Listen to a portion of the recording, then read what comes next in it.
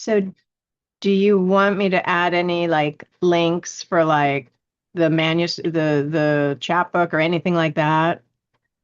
Well, they're in the invite, They're so in the people can invite. find them there. Yeah, Okay. both those Facebook and email invites. So just But go you ahead could and add then. them in the chat as well. That would be good too. Yes, You're done thank you, reading. Rachel. I am happy to put them in the chat for you. I've got them all Wh- queued up here. or when Um, you're done, as Rorschach said. no, I'd like to just sort of get that over with because there's a lot of stuff.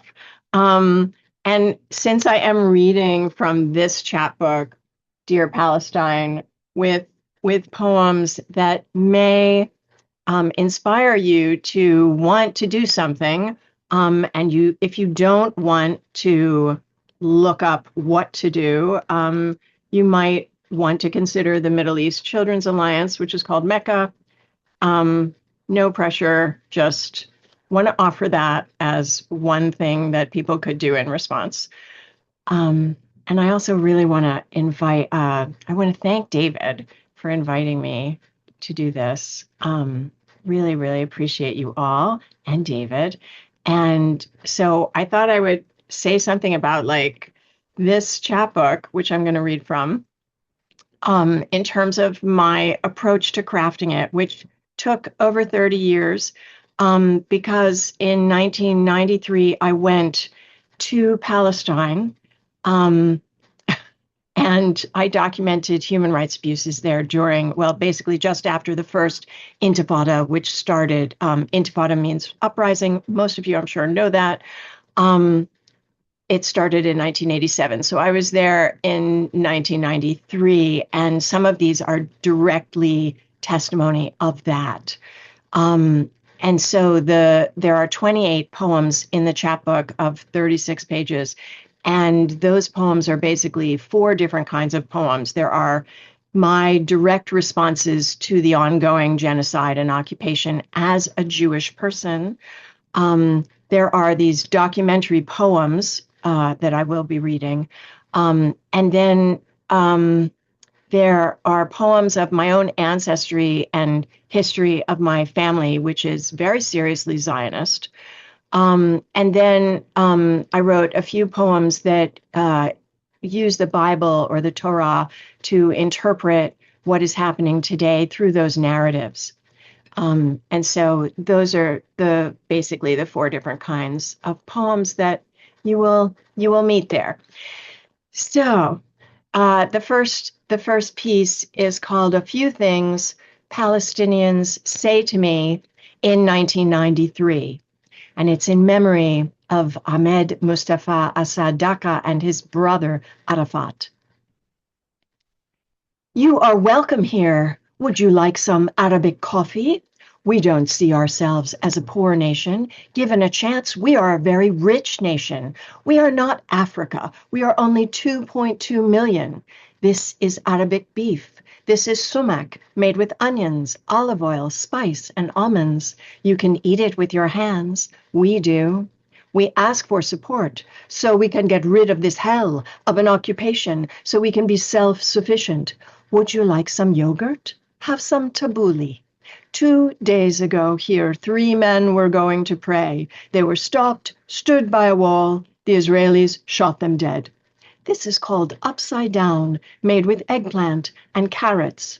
A few days ago in Gaza, a 10, no, a 12-year-old child shot in the eyes. Tell your American friends how the Israelis came and took my children from their beds. Eat, there is plenty. Roast chicken. Ahmed went to university, a very smart boy, my oldest. But the soldiers used to pick on him. Where are you going, Mohammed? They think all the boys are named Mohammed, because many are. This is halloumi, made from sheep and goat's milk. We've added melon and mint. We live under threat of curfews, closed roads, roadblocks, land confiscation. He would come home with bruises, crying, "If they already think I am Hamas, why not be Hamas?" I begged him not to join. He was listed as Hamas long before he joined. Our neighbors were made to report on him, so he hid. Our house was watched. Once the sun set, no one could visit, no one could go out. We are nothing without Jerusalem. Sometimes soldiers fired bullets into the house to draw him out. One bullet hit Arafat, my brother, the peacemaker, our first martyr. Everyone has a son named Arafat. Ahmed could not come to his funeral. After 2 years, he tried to visit, hiding in a house across the street. The soldiers threw gas into the house to force everyone out. And even though he was armed, he didn't shoot. He did not want to endanger the people who sheltered him. They came out with their hands up. An informer identified him as if they would only shoot him. The family had to stand by the wall of the house. Ahmed beside them. They shot them all. Afterwards, they took pictures. They passed them around. They said, "We will do this to you if you join the Intifada." They shot them so full, their insides emptied out. You can see, across the street, the walls, the bullet holes. And here, in the frame photos they pass around, their bodies emptied out. His mother begins to cry. Self-rule is not self-determination. Jerusalem is everything. More coffee?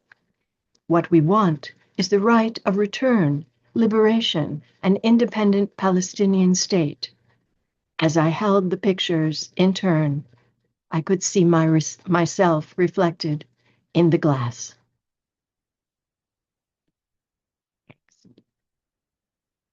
So the next one is about my great grandmother on my mother's side. And thank you.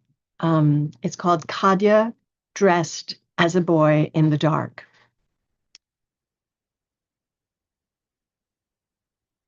In the shtetl in the 1880s, I used to pretend to be a boy in my brother's pants with my hair tucked into his cap. I'd sneak into the barn, cluck at his horse, Giboirish, means valiant, to brush and bridle. I'd ride into the forest, across the line to Poland, to find silver for my family. 3 sounds that hungered in my mouth. Mishpocha, bread mit schmaltz and salt. Imagine I rose, halbe Nacht, without alarm. We had nothing like that. The moon or in darkness, I rose to go forest dancing on my brother's horse, to become breath's shadow, till that cap got knocked off. But Banish didn't mind. We wed and took a ship like a monster to conquer the waves. I told my brother I'd come back, but work and distance take the reins of a lifetime from a forest full of Cossacks, children, to busy me. I ran a pawn shop to keep us fed, always before and after, in charge of all the silver and all the hungers and all the light, whether or not there was a moon. Thank you. So this one goes back to documentation. Rubber bullets, boots, plastic bullets, live bullets. Rubber bullets dropped on the hospital conference table sound like marbles. Easy to penetrate inside the body. A hit in the skull, immediate death. One man, 70 years old, sitting outside his home when the soldiers passed by, admitted with 9, all shot at once. A 3-year-old with a bullet in her fractured arm. And a grandmother, 103, in her home when soldiers entered and stepped on her. Plastic bullets are made of 80% zinc, 11% glass, 9% plastic. Visible in an X-ray. All plastic wouldn't be. Can kill instantly. New IDF policy as of July of 1993, live bullets, especially against children. And now we'll go back to my family. This one speaks for itself. It's written as a sonnet. And the first line is also the title. My father built homes for settlers in the West Bank. My father built homes for settlers in the West Bank. For who knew when the next Hitler would rise? He dreamed he'd turn the tide like a war tank as a slight 5'9" Jew. Surprise! Directing a crew on a building site, he'd shout in the heat, crack his jokes, and grind his teeth, smoke Winston's, enjoy Fanta's bite, wear his belt, where naked women reclined in his buckle under his gut to catch you looking, press some excess shame down your throat to watch you blush, reproach he'd push into whoever brushed past, anyone he'd vote to criticize behind his thick, warped glasses, his empty pockets stuffed with his small hands. And here's a little family scene. Thank you. It's called The Jewish Exponent. It's a prose poem. The Jewish Exponent, the newspaper that reflects what it means to be Jewish in Philadelphia, raised there as a Jew. I still don't know. I was told I was Jewish, warned not to be too Jewish. Don't shout it from rooftops. Don't wave it in anyone's face. Don't speak any Hebrew. Do you know any Hebrew? They asked at the dinner table. She doesn't know any Hebrew. You don't know that. You don't know what she knows. I'd be sitting right there. Sometimes they'd speak to me. Some people hide their menorahs from their maids. We don't do that. We're proud. You can be proud. You come from a proud people, but we're not pushy. My father glared at my mother. The dictionary definition of pushy. You are as pushy as they come. Don't tell her that. Maybe being Jewish makes me pushy. You think I'm pushy? You don't know from pushy. Pushy's not attractive. It's better to be attractive than pushy or Jewish. Just hide. Don't tell her that. We don't expect anyone to like us, and a lot of people hate us. People tried to kill us. They still might. There are wars. Don't forget, they'd assure me. They killed 6 million of us half a minute ago. They don't want us. They don't want her at that fancy school you make me pay for. They don't mind. Mind? Why should they mind? She has a mind of her own. She's very bright for a girl. It's a girls' school. They should be used to girl minds.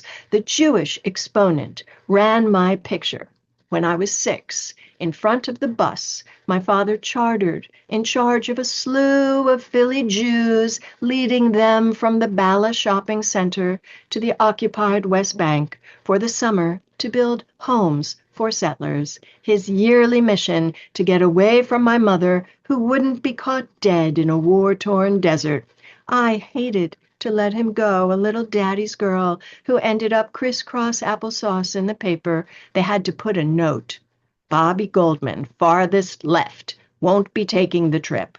I wouldn't get out of the picture, and I've hung on, insisting on inclusion. No Zionist settler colonialist.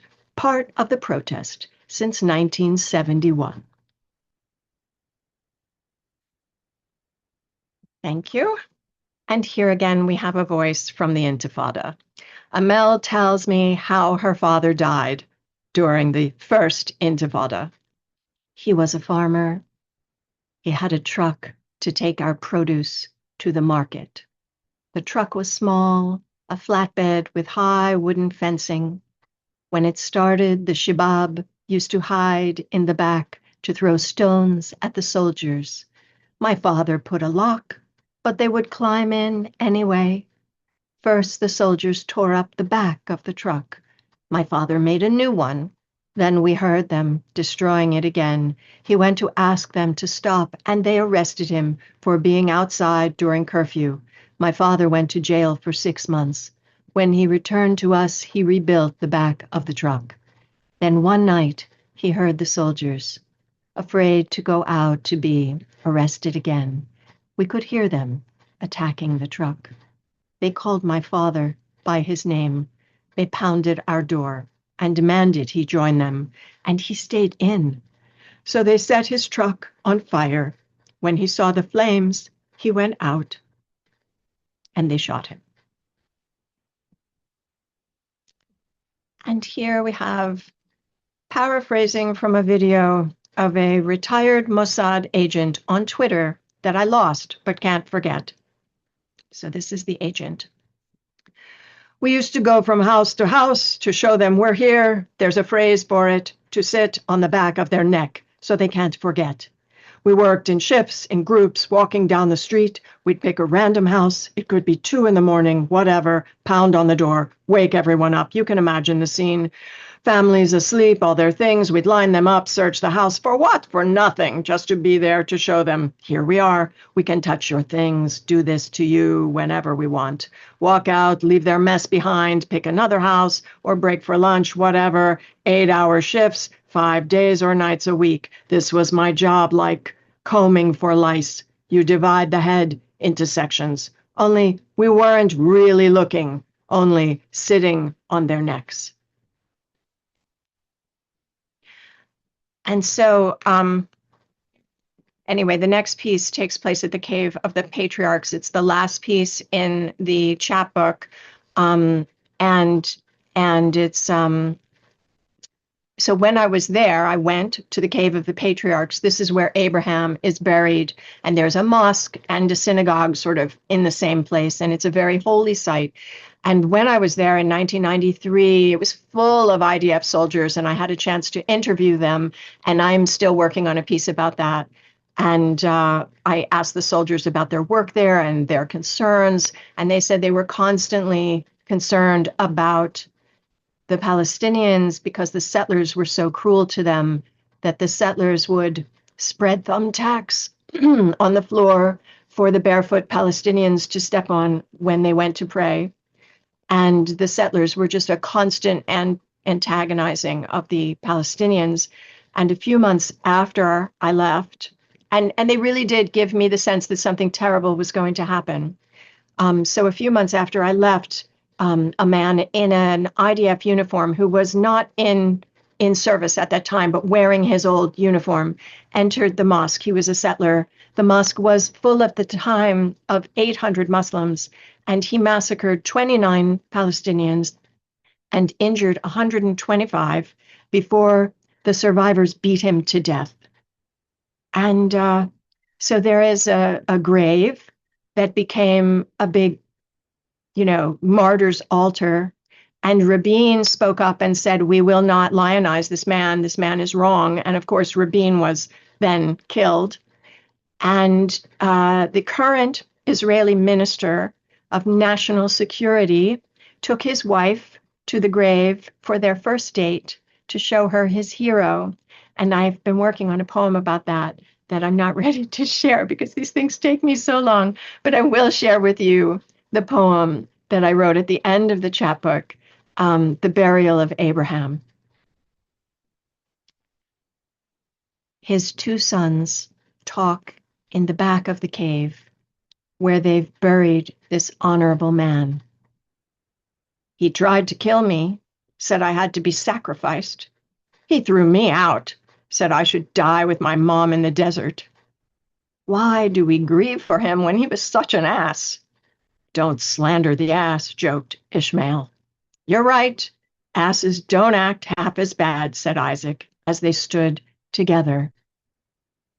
You got more of him than I did. You wanted more, the way he was?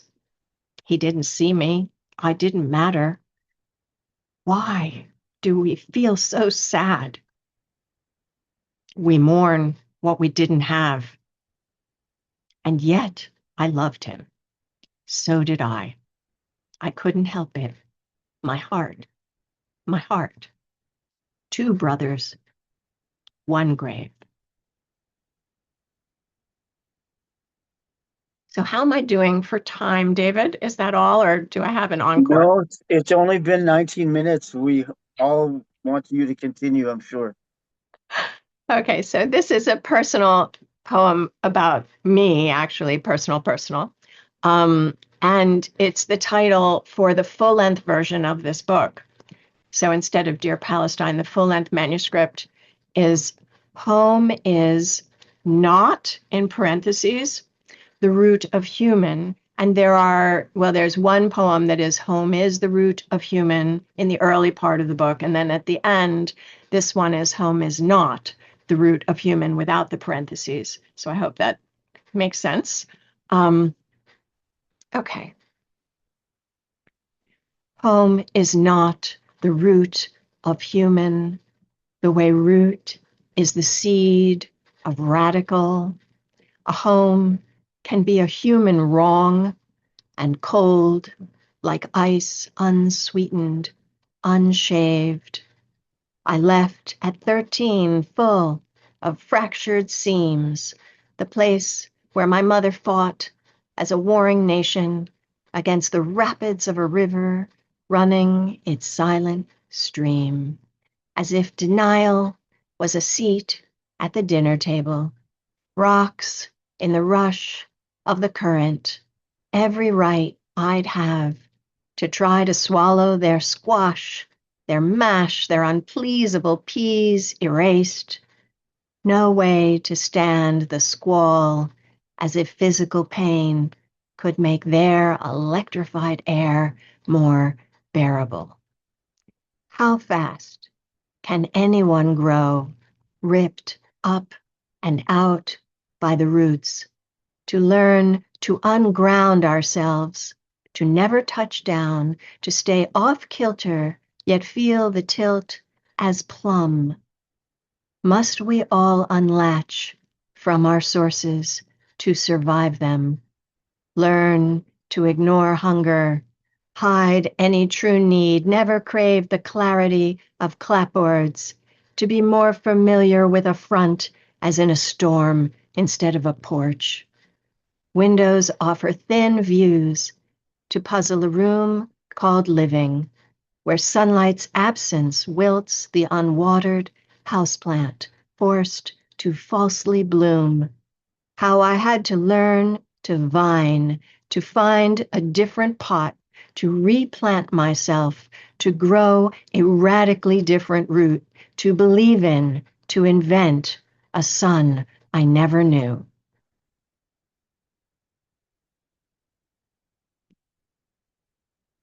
Thank you. Thank you all so much. Thank you so much. Oh my God, how unbearably great your work is, because you take the unbearable story of peoples and yet create such incredible articulate poetry out of it, even with the dialogue in the poems, which was totally brilliant to hear. And when you're doing all voices, but you have different tonalities, different inflections, uh, that was absolutely incredibly great. Uh, so let's all unmute our mics and please clap or say a comment Oh, for wow. Emma to hear. Thank you, Emma. Thank you for that. Amazing, sir. Beautiful. Emma, I have this very sad question for you. When you were describing that your father was shot, is that in fact true? My father was not shot. The Palestinian woman's father was shot. With the truck that they kept. Yes, that's Amel's story, not my story. Oh, okay. Yeah, my father died of his early death at 62 in his own bed in his own home.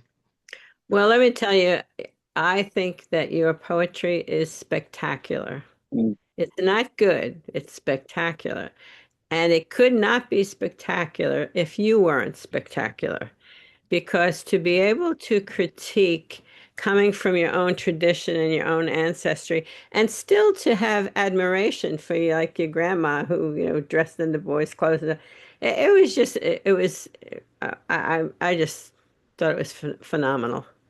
I have to say, it took a lot of courage to do what you do. I have a friend who is the granddaughter or great granddaughter of a Palestinian Jew who was a rabbi in Palestine. And so she told a lot of the same stories that you tell, and it takes a lot of courage. I was crying the whole time that you were reading. It just thank you. It takes a lot of guts to do what you just did. And wow, that's all I can say. Wow. I think as well, your style was very deft in the way that you presented that dichotomy between like the simple generosity and hospitality of the Palestinian people, and then that kind of contrasted against the terrible stark brutality of that they're being they're being suffering under as well, and without really kind of making it over emotional, you were just stating very sort of simply in a way which kind of said, this is not somebody with an axe to grind or propaganda. This was like simple statements of truth, which is all you want from a poem. I Thank you. don't know. I don't know if Yeah. you read Rachel Goldberg Poland's book, which I just finished reading. It was phenomenal, and her son Hirsch was taken.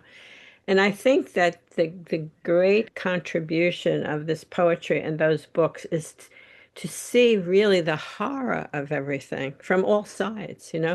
It's like human beings who just want to live in peace and make their suppers and, you know, achieve things. It's like we're so polarized, and unfortunately, very unfortunately, the horror, I don't understand it. When people see Gaza, how do you not understand that is that's worse than an atom bomb, right? But it's the personal stories that make it real, and you see human beings and the suffering, and like with her son, caught up in this military, caught up in Israel, caught up in like extreme Zionism. I mean, I understand that, the initial desire to have safety. But I mean, it's like what it enables us to do is dialogue. And that's not happening. So I think the poetry is really valuable. Thanks. I would like to say that as an activist yourself, it is such a, you have illuminated the truth that everyone should know. This is an important work, important, and it's like it's just a historical document telling us all. So I really appreciate that, and yeah, gut wrenching. Oh my God, it was just incredible, and I thank you, for risking your life being there, and bringing to us this important history. Thanks. I'm a social worker, and I remember visiting a Jewish family. I didn't know they were Jewish. They told me they were Jewish, and great family. It was hospice. So one of the couple were dying, and they were originally from Israel. And she said that the great tragedy was that when she went, this is like more than 20 years ago, when she returned to Israel, she wanted to visit her neighbor who was like a cousin to her. He was Arab. They grew up together, they played together, and the family said, "Oh, you can't do that." And she said, "What do you mean I can't do it? He's there. We grew up together." He said, "Oh no." She said, "I don't care. I'm not afraid." She said, "Well, no, you have to fear for him, that if a Jewish person went to visit him socially, his life would be in danger, never mind yours." And when you hear those stories, you see the profound tragedy of the whole thing. I mean, I don't know how anybody can write it. Maybe you can, but the idea that the president and Netanyahu could think that turning Gaza, which looks like an atom bomb hit it, into a playground over the dead bones of people. I don't know how any decent person could hear that and not know they were both cracked. I don't know. They're both disgusting human beings. But anyway, it raises a lot of feelings, your poetry, as you can see. Because you capture the complexity of the situation so deftly, as uh, Ian said. I mean, you show good and bad things about both sides, and it's incredibly revealing in a deep human way because of the levels that you go to describing things and situations, and uh, incredible. And you say, why do we feel so sad? We mourn what we never had. I may have misparaphrased that, but that whole thing about learning to unground ourselves and your musical gifts. lyrical music, like their squash, their math, uh, just beyond amazing. And so thank you. I know Mervyn has to go, or other people. I should not take forever, but that was beyond genius, Stephen. It's well worth it. Um, I know I'm up early, but looking at, I mean, I haven't been in that situation. When the people from Afghanistan were leaving from there, the 35,000 that came through here, I was working with them. And we were dealing with all kinds of situations of children that were bombed before they came and they arrived and they were coming into the hospital and some not surviving. So I was personally dealing with those families as they came through Germany. So having that kind of impact and seeing that, and even the recent showing of the law that they passed, being able to lynch. And to me, already, as a person in my skin, there is no positive way to show um, the rope around somebody's neck or use it symbolically in celebration. So when you kind of tie that to what I just heard, because I mean, like us, that's kind of like when you've been doing poetry for a while, and I see you have a drama background also, and University of Iowa's program is a beast. Um, you have your unique voice and it really works where you're bringing in this dialogue like the first piece because the way that you were speaking in dialogue and then it's like this is happening and came back to dialogue and then this is happening, so the level of layers even within one piece not necessarily is also within the set but even within one piece makes the difference of how that comes out, you know? Um, because there's a way to like hear that discussion and that going on. So for me, yeah, I'm up at 4 in the morning and for the time that this starts, because I work for the government. So I haven't been on in the past year because I've been dealing with the other isms very directly. Um, Still been writing and struggling in writing. So much appreciation to you, Emma, for really from me. Thank you, Mervyn. I really appreciate you getting up early for this, really. I look forward to hearing. Absolutely. Hmm. Great. Thank you so much. And I kept the film rolling, not just for you, of course, but for the people that you share it with, like at Conscious Writers Collective. So you have the reaction as well.